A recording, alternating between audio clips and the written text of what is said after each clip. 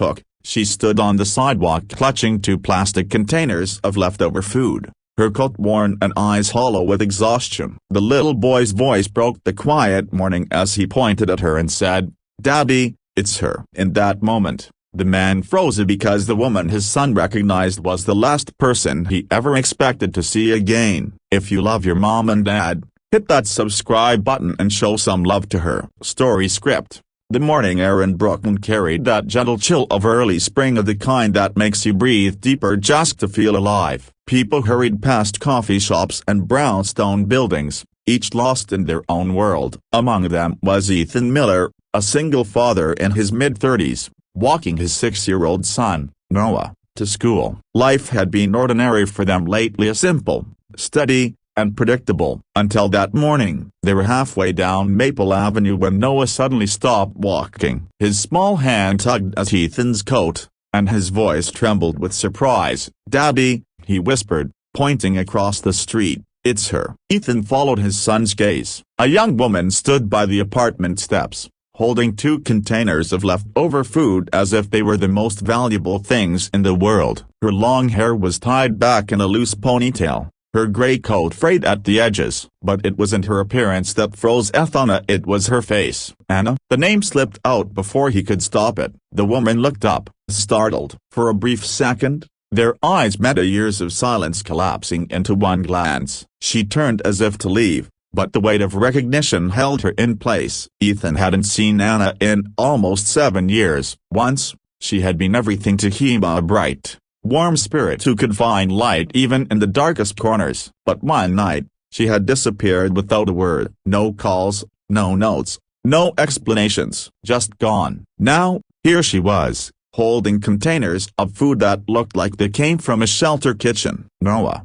confused, looked between his father and the woman. "Daddy, you know her?" Ethan hesitated. "Yeah, Broken Bar, I used to." Anna's lips parted, her voice barely above a whisper. "Hi, Ethan." Ethan stepped closer, disbelief still clouding his mind. "Where have you been? What happened to you?" She clutched the food tighter. "Please, not here," she murmured. "I don't want your son to hear." They moved aside to a quiet corner near the cafe Tilda Copyright. Noah waited by a bench, swinging his legs, his curiosity written all over his face. Anna's hands trembled slightly as she spoke. "After my father died, everything fell apart. I lost the apartment, the job, and the people who said they'd help just disappeared. I was too ashamed to reach out to any a Broken Bar, especially you." Ethan's heart sank. "Anna, you vanished. I thought you didn't want anything to do with me." Tears filled her eyes. "I didn't want you to see me like that, a broken,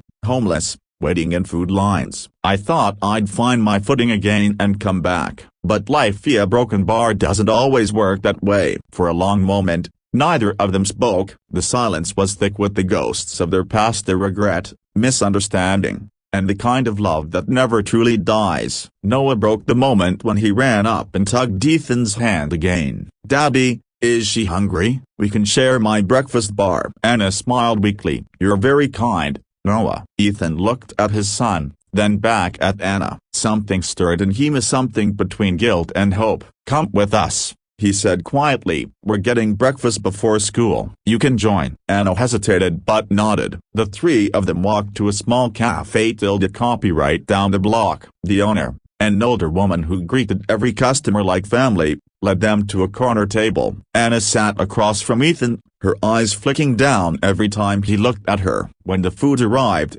she ate slowly, like someone not used to having enough. Ethan watched her silently, piecing together the years she had vanished. There were faint lines on her face, small signs of hardship that no one could fake. Halfway through the meal, Anna reached into her coat pocket and pulled out a folded piece of paper. She slid it toward Ethan. "The Broken Bar was supposed to be for you," she said. Ethan unfolded it. Inside was a letter dated nearly 6 years ago. Her handwriting was shaky but familiar. She had written about losing her job, her father's death, and the night she nearly froze sleeping in a bus shelter. She had written about how she wanted to call him but couldn't bear to see disappointment in his eyes. At the end, she had written, "If you ever see me again, please don't look at me with pity. Just remember who I used to be." Ethan set the letter down, his throat tight. "Anna, a broken bar. I would have helped you. I would have done anything." Her eyes glistened. "I know that now, but when you lose everything,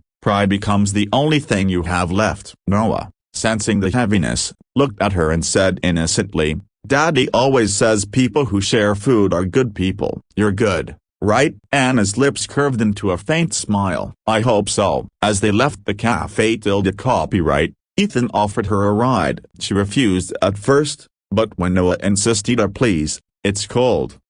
She agreed. The car ride was quiet until Anna finally spoke. "I've been volunteering at a shelter on 5th Street. They let me stay there sometimes. I'm trying to find steady work." Ethan gripped the steering wheel. "I run a small design firm now. We could use someone at the front desk." "It's not much, Bota." She shook her head. "I don't want charity." "It's not charity," he said firmly. "It's a job. You'd earn it." Anna looked out the window, conflicted. The city blurred by its noise, its motion, its indifference. "Let me think about it," she finally said. Days passed. Ethan couldn't shake the image of her from his mind. Neither could Noah, who kept asking, "When will we see her again?" One evening, Ethan drove to the shelter. He found Anna helping serve dinner, her sleeves rolled up, her face tired but peaceful. She smiled when she saw him. "I thought about your offer," she said quietly. "I'll take the job, but only if I can earn my way up." He nodded. "Deal." From that day,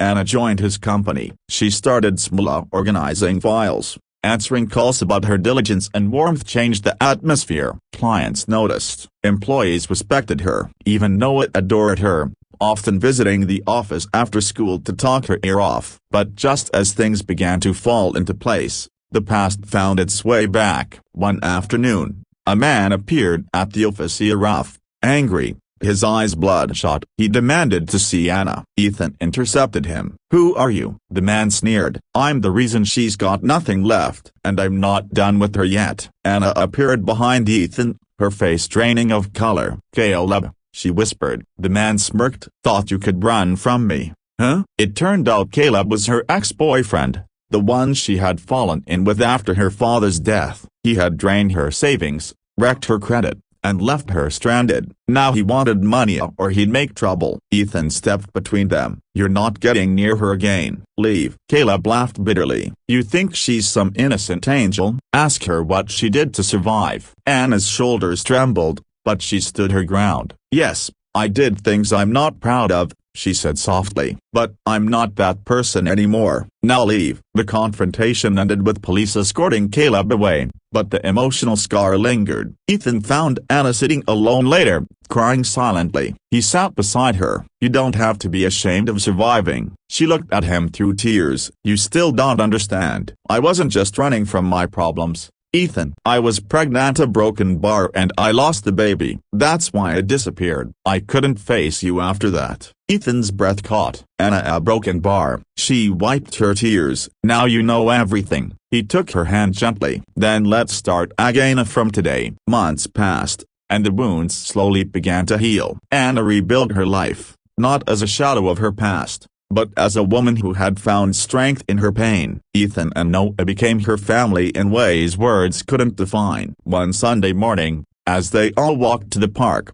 Noah ran ahead, laughing. Anna carried a picnic basket, and no longer leftovers from someone else's table, but food she had made herself. Ethan watched her, pride shining in his eyes. "You've come a long way, Anna." She smiled. "We both have." And as Noah turned, pointing back at her once again, he shouted with a grin, "Daddy, it's her." But this time, it wasn't confusion or surprise, it was joy. Because now, she wasn't a stranger with leftovers, she was home. If you enjoyed this story, tell me where in the country are you watching from?